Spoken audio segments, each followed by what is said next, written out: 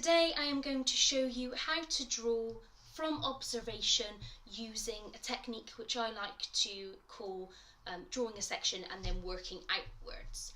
So I'm going to be working from these pictures of shoes, and I've got a selection of different pictures to choose from, but I'm going to work from this picture of Converse just to show you. It's really important that you have the picture right next to you. Now this technique, basically you focus in on one detail, you draw that detail, and then you use that as a basis for all proportion for the rest of the shoe. This is one of my preferred techniques to use, as I find that it's a lot easier to get the detail in. I'm using a HB pencil to do this, and it is nice and sharp. So I'm going to start with this detail at the bottom here, this straight shoelace.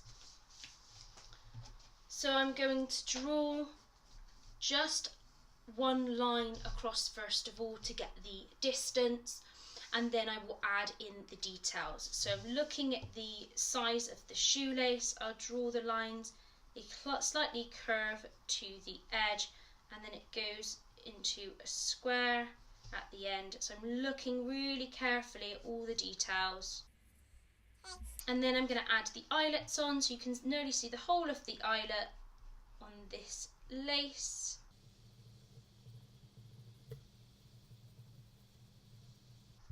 So there I've got the first section. From this I will then go on to doing the rest of the laces and then down to the end as well. So if I look at the size of this, so the size of this is obviously that, and then that is actually the distance. So this is also the distance for 4 of the eyelets. So I can see that if I take this on my drawing, one of the eyelets will be here and here, and in between that there's 2. So I just mark that out to get the proportion. Then I will work upwards, so I can see that this lace comes down and meets this one just here, and then curves up to the eyelet here. There's a straight line into the eyelet and then curves down to this section here. There's another piece of lace that edges up underneath it, and then I've got the edge of the shoe coming in as well.